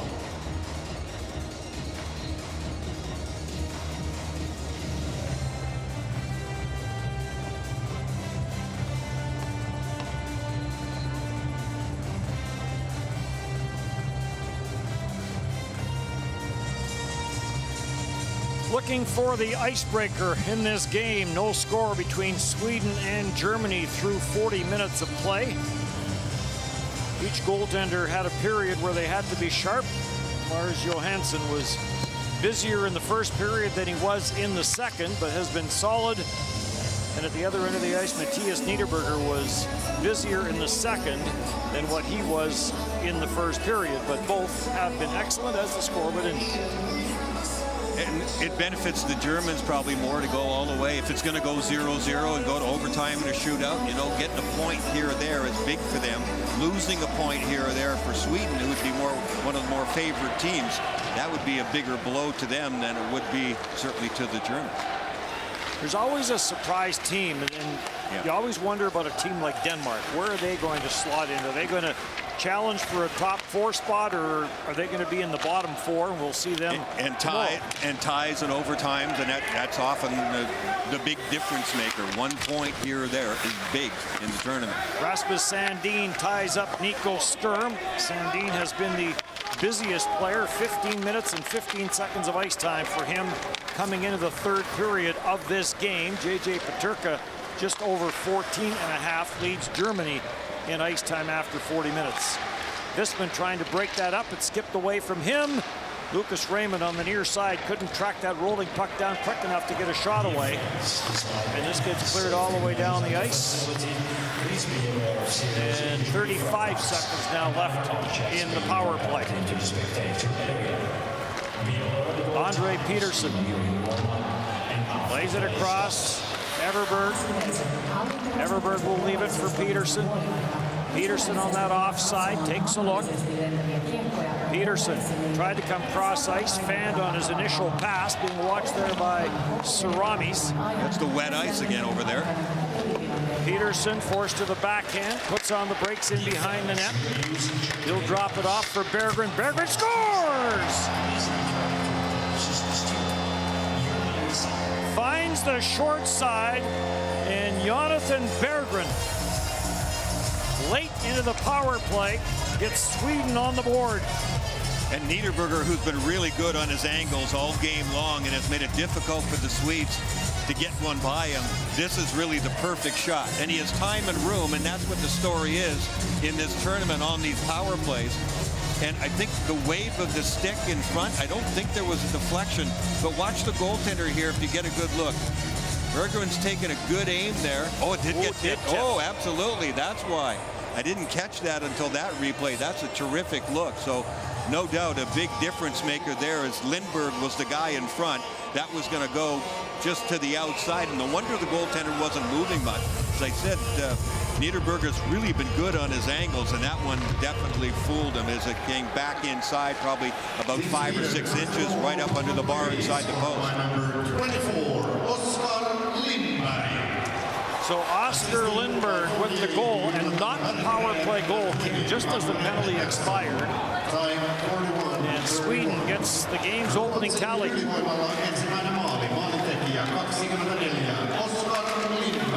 Tiffels starts the attack for Germany. Dominic Cahoon will carry it in, so we'll see whether or not this opens the game up a little bit for Germany. Tiffels tried to get that to the front of the net. He had Peterka there all by himself, but the pass goes off a shin pad. Wisman back in his own end for Germany. Being chased there by Berggren. Hits it on for Eel, and Eel finds Marcel Nobles. Nobles puts on the brakes, dropped it back, poked away before Mueller could get the shot through. Wisman from the right side lets it go. And I think it was Berggren who got in front of that on the far side. So watch this tip one more time. Yeah, right in front of the goaltender, and he takes his eyes away for a second, too. So there was no chance for the goaltender on this one. At first look, it looked like it had gone straight in. It was a terrific shot, but it was not going to go in. It was going near side. But really good job there by Lindberg, passing through the field of vision of the goaltender Niederberger, and then of course getting the blade of the stick and changing the direction by a good 6 inches right inside the goal post. That's beautifully played. Berggren and Peterson with the assists. 4th World Championship for Oskar Lindberg, and gets a big goal here for Germany here early in period number 3. Silverberg looks for the return pass. It gets away from him. And taking it all the way back into his own zone is Mueller. Jonas Mueller on for Wisman. Kai Wisman comes near side for Kastner. Maximilian Kastner let the wrist shot go wide. Hits to the blue line, does not get out on the first try, and Pudas will get it out on the second try. We could feel the difference in the energy of the game, and that will swing both ways here. The tempo's up a little bit. All it took was one goal for players on both teams, I think, to maybe go another level. Germany now gets a little bit more intense. They got to find a way to get back in the game. And the Swedes, of course, like any team, you're energized when somebody on your team scores. So we might have a different feel to this game in the third period, as the game was really just, being dragged out into a positional play game and not much happening at all up to this point. Stahoviak will play this into the Swedish zone. It comes back at the line for Zuber. Zuber fakes the shot, then lets it go, and he shot it wide. Back at the line for Schutz. Down for Zuber. Zuber trying to throw that to the short side. It's off a stick. Kudel is after it on the far side. It goes away from him. Slides down the ice, and they are going to call this icing against Sweden. Yeah, the Swedes have more on the line in this game. They want that regulation win. As you go through the course of the tournament, of course, you're going to be playing against the Finns and the U.S. team and the teams that are deeper and better than this German team. And the German team is trying to find a way, even what their coaches and their management have said is, try to get into the quarterfinals and see if you can surprise somebody in a one-game shot. We had a look at Sam Hallam, the first-year head coach of the Swedish team. Just finished his 10th season coaching the Vaxio Lakers. SHL championship there. Also had championships in 15, 18, and 21. And trying to get Sweden off to a good start, and a 1-0 lead here in the third as Moritz Seider expect him to activate a little more here in the third. Yeah, that's exactly what I was thinking. This is really the first time we've seen him do that in this game, actually. Now that they're down by 1 goal, and Sider just showed up. So I'll bet you his legs are burning more than a little bit. He's made some very good plays that we've remarked upon defensively, which is no surprise for him either. But we've not seen him activate very much offensively, and he could really raise the temperature offensively for the Germans if he can find his legs here in the third period. Doesn't get any easier for Germany. Finland tomorrow night in game 3 of the triple headers. This puck goes off a stick and up and out of play. Well, you don't have a choice, right? The tournament is what it is, but I think when you start at the top and you get things going against a good team, and you know, David Quinn had talked about that. He was glad with the start that they had playing the Finns here at home. I agree with that. If you end up playing the weaker teams early on, maybe you stumble a little bit, you're not playing very well, God forbid you drop a point or two in the, you know, that first game or two, and then you start playing the good teams, yeah, look out. Your tournament's going down the hole in a moment. France and Austria get it going tomorrow at 12:20 local time. Hungary and Denmark at 4:20. And then Finland and Germany, the nightcap, here in Nokia Arena in Tampere. Peterson takes this to the corner.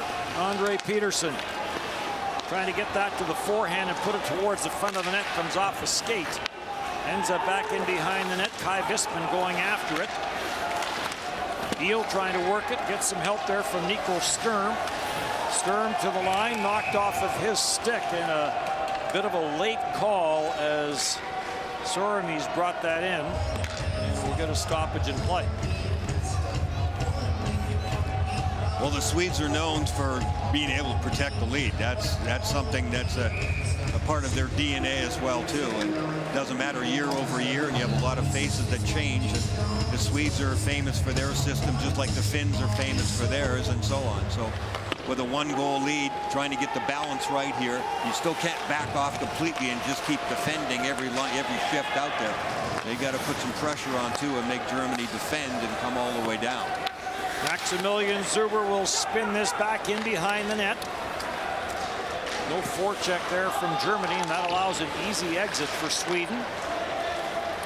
Putting it back into his own zone is Berggren. Maximilian Kastner with Berggren in after him.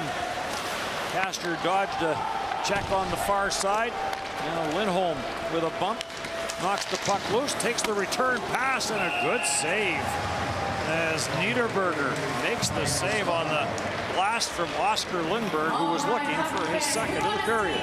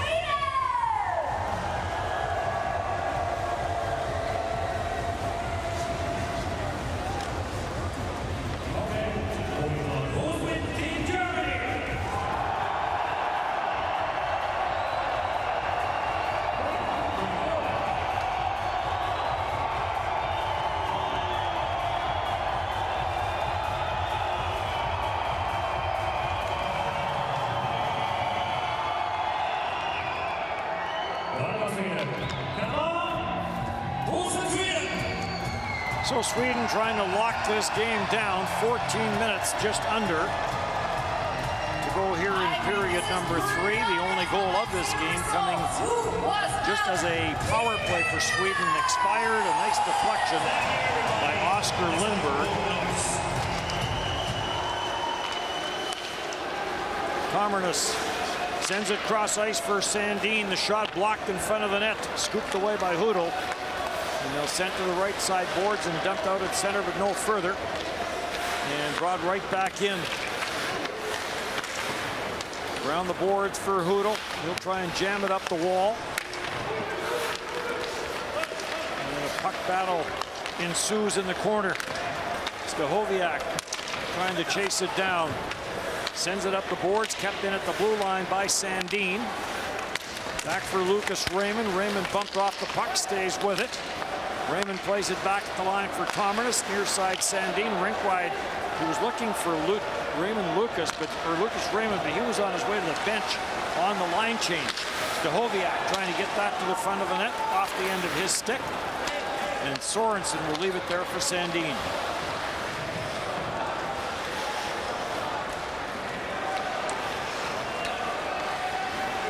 Germany completing its change.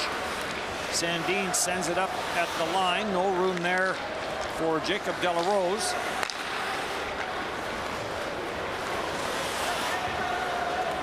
Bengtsson back into his own zone, goes cross ice.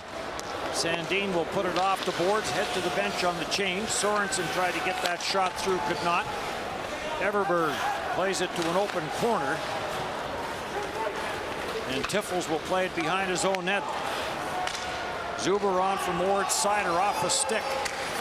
Frederick Tiffels will chase this down for Germany. Puts it to the side of the net. Peterka was there, and it never got to him quickly enough, as the netminder Johansson blocked it on the short side. Jonas Mueller breaks it up, plays it for Tiffels. Into the slot it goes. Quick shot by Dominic Cahoon. Turned away by the left pad of Johansson. Long shot, that goes wide, and getting knocked down for his effort was Carl Grundstrom. Came to the line, Peterson holds it in. Peterson sends it across for Lindholm. And now back up for Germany, Peterka. Hits the line, Peterka dodges a couple of checks, lost his stick though. Lindholm tried to play it up the boards. Peterka intercepts. Par Lindholm has Peterka all tied up. Off the glove of Peterka. Comes loose. Marcel Nobles plays it back. Wrist shot and a good save. Nice setup as Nobles puts that onto the stick of Wagner. And a good save made by Johansson. Defenseman moving in, got below the top of the circle. Wagner had a terrific look at the net. Really good movement in the net, though, by Lars Johansson.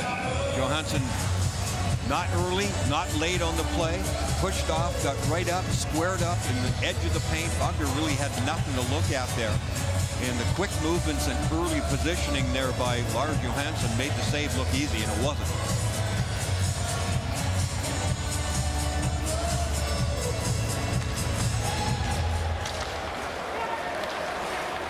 Sweden, Nemeth sends it up at center.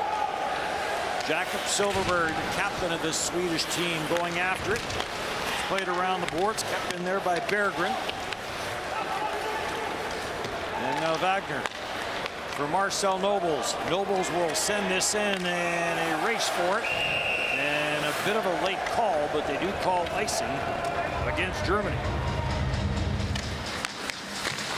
Lars Johansson moving well in his nets. He's clean. His moves are all clean. He doesn't go down early, but he's on top of it. Even the ones where he's not controlled the rebound very well. He's gotten back into position really well.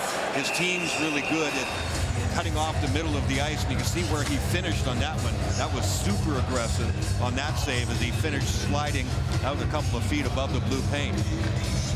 Expectations always high for Sweden, and rightfully so. The last 12 World Championships, 3 gold medals for Canada, 3 gold medals for Finland, 3 gold medals for Sweden. Off the boards it goes. Berggren will send it in. Silfverberg goes in after it. Hudel and Silfverberg tie it up. That allows Nico Sturm to get the loose puck. Nico Sturm will send it around for Saramis. He'll get it out at center. And it slides back in behind Johansson and Sweden back in the regroup. Nice little spinorama there by Tomarnis. Tomarnis on for Berggren, and he'll flip it out of harm's way and back inside the German line. Maximilian Zuber right back up the ice. It's not the volume of the hits in this game, Dennis, but when the hits have happened along the wall, both teams, I mean, they've really gotten into it. They're trying to wear each other down too. Perhaps this is for moving along along in the tournament itself, get themselves in the game, and perhaps send messages that, hey, when we see you guys next time around or in the next shift even, the hits along the wall have been heavy.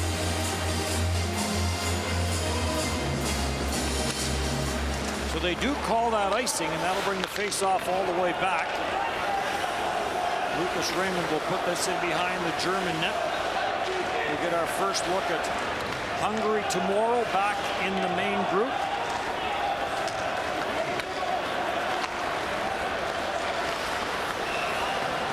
Seider back in his own zone. Looks for some room, gets it on to Mueller, back for Seider. Seider tried to get that across, and they wave off the icing. Parker Toomey, I think, was waiting for the whistle to go, number 62 for Germany. He wasn't the only one. There were about 5 guys standing out there who thought that was icing. Moritz Seider's got that look about him. He's trying to find his way up the ice. The Swedes certainly are very well aware of that. They're not going to let him get any momentum going, make the plays that he wants to. They're closing in on number 53 fast. Stahoviak off the boards and in. Patrick Nemeth off the corner boards and out. On for Carl Grundstrom. Andre Peterson blows a tire at center and went down. Par Lindholm follows up on the play. Lindholm lost his footing and went down in the corner. Patrick Nemeth has the puck. Nemeth. Visman ties him up. And Mueller on the puck. Mueller got tied up. Gets back into the play and sends it back for Kai Visman. Visman on for Jonas Mueller, and Mueller will send it in. Race to the backboards. Tiffel's trying to knock it loose, and it comes off a stick and goes up and out of play. 8:21 to go, and a 1-0 lead for Sweden. Legendary referee Dan Stem. And we have now some Swedish fans, and they wanted Boston to dance with them. Come on, let's get the referee dance going. Referee dance. Stripping. Ready? Knee. Warning. Warning. Charging. Charge. Go.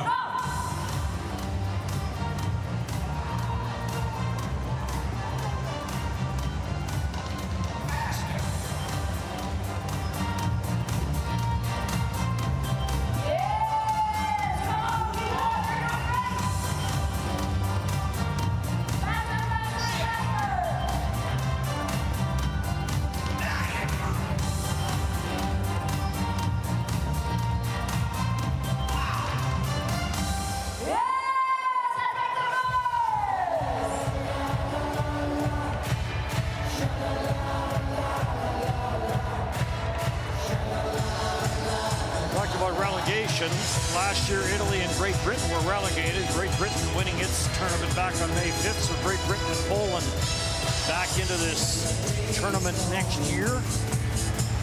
It will be in Czechia. Here it's a 1-0 lead for Sweden with just over 8 to go in the third period. Dennis Bayak, Brian Engblom, our producer Bucky Buchanan with us here in Tampere. Long left wing pass out to center. Peterka plays it on for Frederick Tiffels. He'll deflect it in. Off the backboards for Anton Lindholm. This will get to the line and out. A little bit of room on the left side for Oscar Lindberg, who has the goal in this game on a deflection. Sorensen gets bodied in the corner. Peterson breaks it up. Andre Peterson shot goes off a stick and wide, and Moritz Seider's on it. Seider will alley-oop it up to the blue line and in. Cleared right back out by Sweden and on for Par Lindholm. Lindholm forced to the outside by Mueller. Gets rubbed out. They both go to the ice, and Fishbook will leave it there. Seider for Fishbook and back for Moritz Seider. And on it goes for Jonas Mueller. He'll dump it in. Tomernes ties it up in behind his own net, stuffs it around for Par Lindholm, and he'll send a backhander off the boards and out. Carl Grundstrom going after it. Grundstrom being watched on the play by Moritz Mueller, the 291s. Kastner trying to jump on a loose puck. De La Rose got there first. Lucas Raymond Plays it through. Dennis Everberg to the short side, and a glove save made by Niederberger, and we'll get a face-off.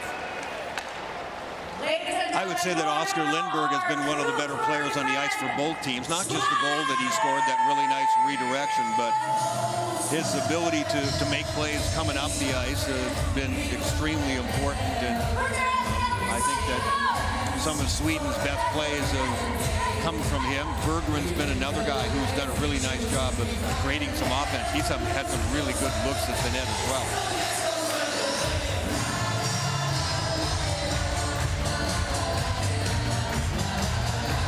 Linesman directing some traffic. Now the puck put in play. And off a stick and out the center ice. Patrick Nemeth will slam this right back into the German end of the ice, but play does get stopped. 75 NHL games played for Arizona for Patrick Nemeth. 504 total NHL games played. As the fans in Tampere enjoying the IIHF World Championship. It was here last year. There were still some COVID restrictions in play. Helsinki was the other city in play last year. 2 years ago was Riga, back in Riga again. And we have play being called. Penalty in front of the net. High stick coming to Sweden. And this was well away from the play. This is Alexander Nylander going to the penalty box. Let's see what happens. He'll go to the front of the net. There's 98. And he's just a little careless with his stick and gets a slap on the side of the face of one of the German defensemen. 6:18 to go here. An important penalty kill, of course, for the Swedes and for the Germans, whose puck movement on their few power plays has not been great. It's either get the puck and shoot, make 1 or 2 passes, or move the puck more quickly, make them move. They've had a couple. It's Seider cross ice for Cahoon, save made, and a good one. Back for Peterka, tried to go to the backside, and Dominic Cahoon couldn't catch up to that. They've had a couple of power plays where this unit that's out there drew the penalty, and they started the other unit, and now this unit gets to. Cahoon's good on the one-timer. I mean, that was a heck of a shot. It was a big save that could have been a goal right off the face-off there, and that kind of setup and those kind of shots, that's exactly what we're talking about. And then he came right back with Peterka, who's the lefty on the left side again, but who's had a really good game for the Germans as well. So you want the puck on those two guys stick for sure. Fishbook got tied up and went down to the ice hard. He makes his way to the German bench. And now we'll get a complete change. J.J. Peterka trying to get away from Dennis Everberg. And now Peterka will make his way to the bench. On for Marcel Nobles. He'll play it around the boards for Nico Sturm. Back for Nobles. He'll spin it on for Visman. Kai Visman being watched there by Par Lindholm. Lindholm gets a stick into the attempted pass. Good retrieval though by Nico Sturm. And now a tripping penalty coming to Germany, and that will negate the remaining 34 seconds of the power play, and the fans react to that call.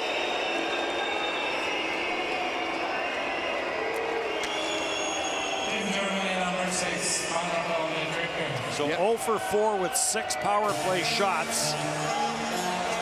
Visman, I think, the victim of his own frustration, too. He moved down from the point, didn't handle the puck very well, waited until people were right on top of him, and then when he lost the puck, he ends up drawing the penalty. There was the play that involved Fishbook that he got shaken up on, Daniel Fishbook, in his 3rd World Championship. Stays on the German bench. So we're going to get 34 seconds of 4-on-4, and then barring any more calls, Sweden will go back to the power play.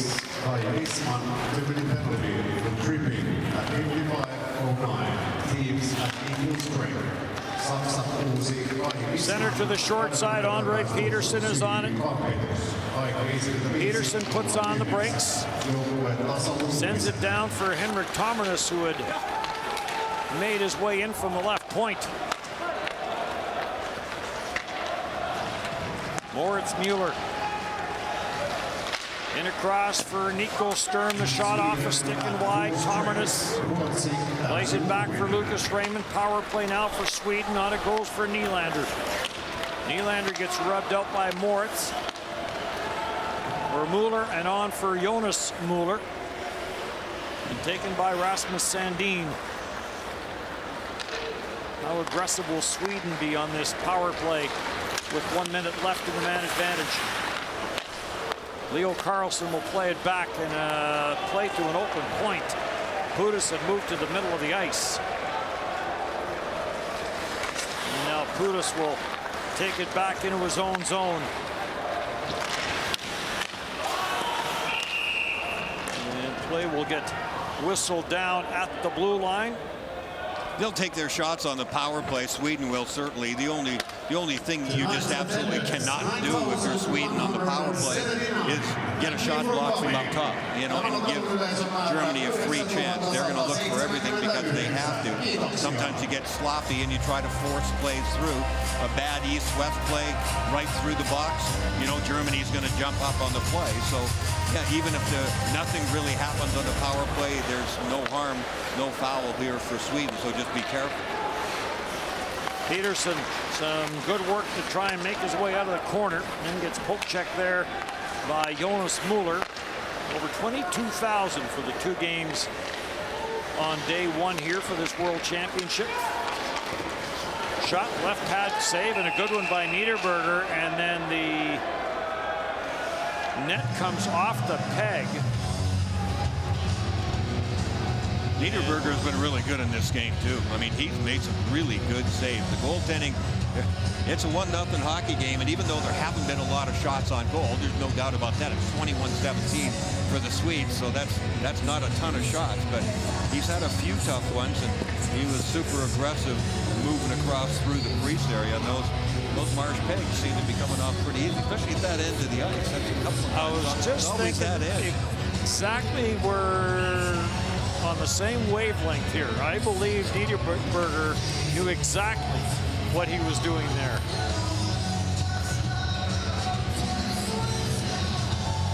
And it gets a stoppage in play and gets a face-off, and face-off win for Germany. Zuber plays it to the near corner. Puck chopped around the boards away from Schutz. And on it is Sundin. Rasmus Sundin. Cross ice for Par Lindholm. Under 3 to go here. And the power play now over. 1 shot for Sweden with that man advantage. Turned over, short side try. Niederberger may have got a piece of that. Sandin will pitch it around the boards. Par Lindholm is there. Lindholm goes shoulder to shoulder on that far side with Ceramis. Lucas Raymond jumps on the loose puck. Wagner stays with him. Comes back to the line for Sandin. Shot from the line, that's deflected away. Sweden on it again, though. Raymond twisting and turning. He'll drop it back. Bengstrom takes it deep. Swings this back. Jacob Delarose into the final 2 minutes of the 3rd period. And Sweden trying to hang on to the 1-goal lead. Lucas Raymond will spin this all the way around to the far side. Patrick Nemeth will put it back in behind the German net. And right now, Sweden doing everything it can to keep the puck in the German end of the ice and prevent Germany from pulling Niederberger for an extra attacker. Their forecheck is outstanding. They're swarming the puck at exactly the right time. They're keeping the Germans with their face in the glass. There's a shot to the short side. Save made as Oscar Lindberg, who has the only goal in this game, had another opportunity. Now back in for Nobles, and Niederberger to the bench for the extra attacker. Cahoon have enough to get across for icing. Yes, just enough. Pressure's on the Germans now. It's all about face-offs and control here, but boy, the Swedes have done a really good job over the last couple, aided by the power play that they were on, certainly. But then right after that, really good job of just pressing and pressing in the German zone and keeping them back on their heels and not able to get any momentum at all. So this is it, the game on the line right here for the Germans. Have to find a way. No surprise that Peterka is going to be out there, or Moritz Seider. Starts with the face-off. Everybody's got to get involved. Too many times, especially in key situations, players start thinking, okay, after we win the draw, here's what we're going to do, and you end up not helping out in the face-off, and you lose the face-off, the puck goes down the ice, and now you've wasted 20 or 25 seconds sometimes in doing that. So sometimes reminders, that's a lot of what it is over at the bench too, is reminders of, hey, everybody get involved here on this face-off if you're Germany. Triple header tomorrow, and it starts at 12:20 local. France will take on Austria.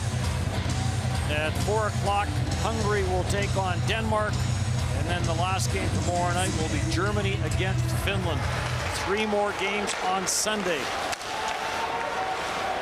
Peterka, 6 attackers for Germany. To the corner it goes, comes back to the near side.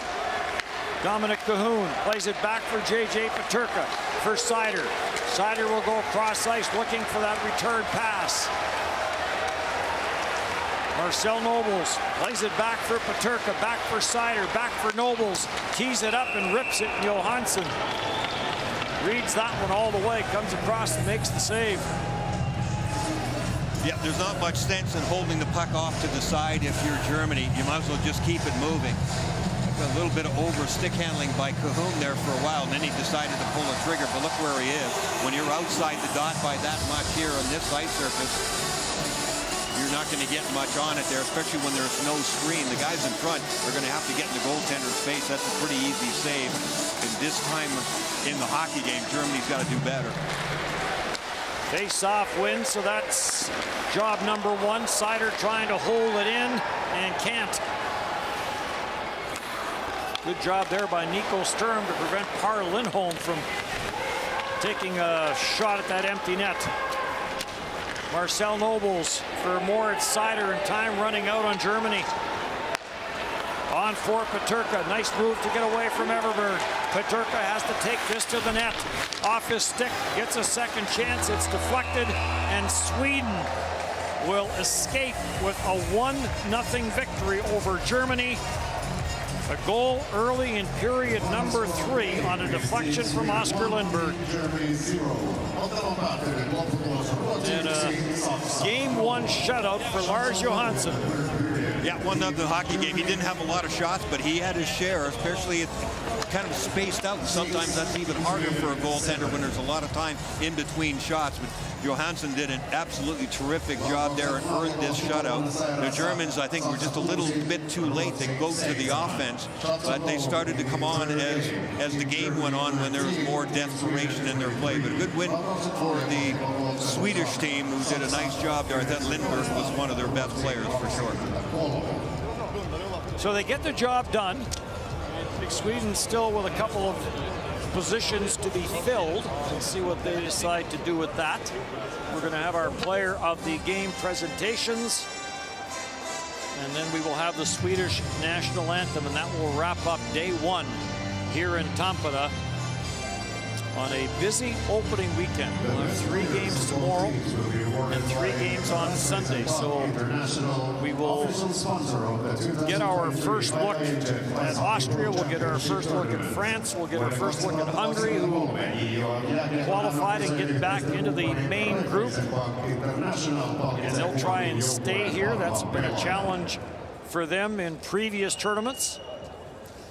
The prize for the team Sweden, but this one, a big win for Sweden, as they win this by a score of 1-0. Get the tournament off on a successful note. The prize for Team Germany is presented by Saksan. I thought Rasmus Sandin had a really good game for Sweden too on defense. He and Nemeth logged a lot of ice time, controlled the play an awful lot, made some big plays at key times, killed plays really well. So Sandin in particular, I thought really good in that department.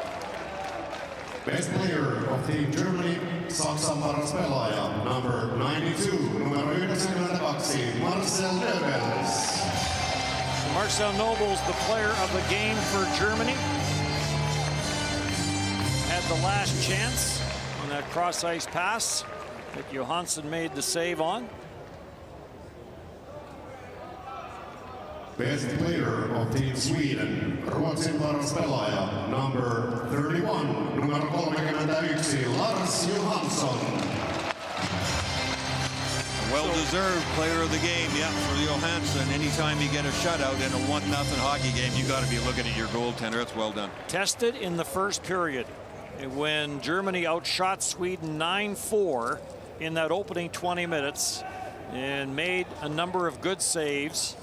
And then Sweden got better and better as the game kept going, found a way to score the game's opening goal early in the third period. So Sweden wins this by a score of 1-0, and a victory for new coach Sam Hallam. Ladies and gentlemen, if you're able, please rise and remove your hats for the national anthem of the winning team, Sweden. Arvoisa yleisö, jos pystyt, pyydän nousemaan ylös, ottamaan hatun pois päästäsi ja kuulemaan voittajajoukkueen Ruotsin kansallishymnin.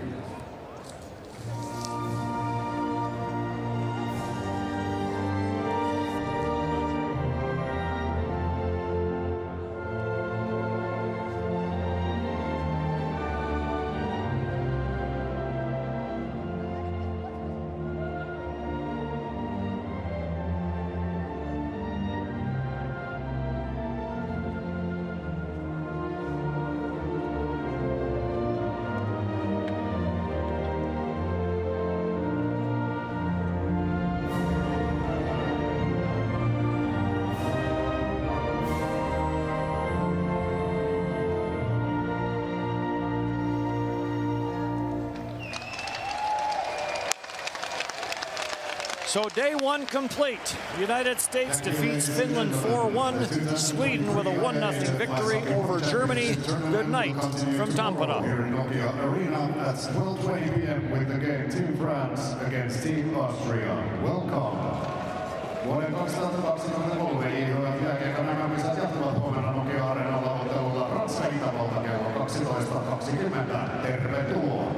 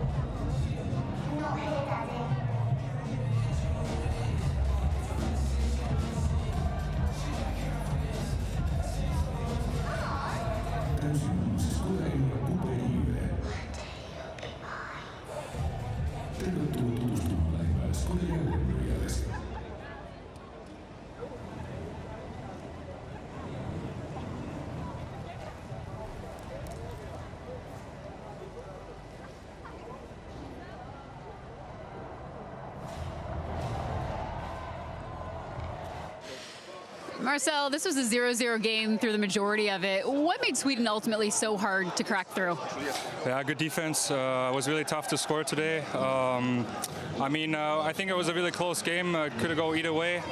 We didn't use the chance on the power play twice, and Sweden had one chance. They buried that one, and we had tough times to find the back of the net. And sad for us, but it's a long tournament. Hopefully we can build on this, and tomorrow is another big night.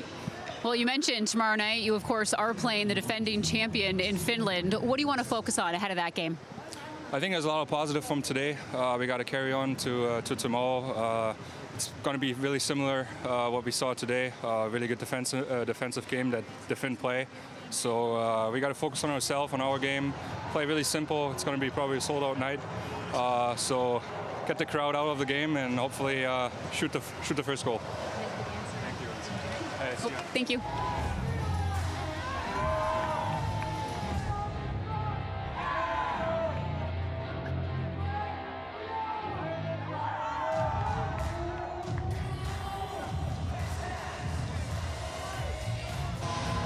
After a deadlock for over 2 periods, you finally break through a great tip in there. What did you see on the setup from Jonathan Berggren?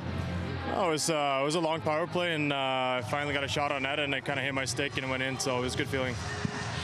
Lars Josinen, player of the night, shutout this evening. What stood out to you about his performance, and how critical was he to tonight's win? I think the way he kept calm the whole night, and he talked to us a lot back there and helped us out like that, so it was a huge win for us. Last evening. Group A brings some heavyweights with it. Finland, USA, obviously Germany amongst them. What does a regulation win over Germany mean to your team in this tournament? Nej, men jag tycker det är viktigt att få en bra start. Men det är bra lag Tyskland och vi verkligen kämpar för det. Och, satt långt inne, men det var skönt att vi kunde vinna till slut. Oscar, thank you. Thank you very much.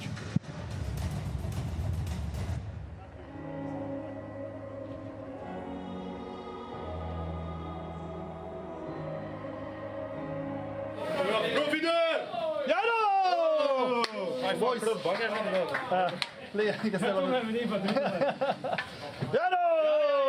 Ja, det är så. Boys, boys. Hallå! Kalle! Bra. Lägg. Ja då.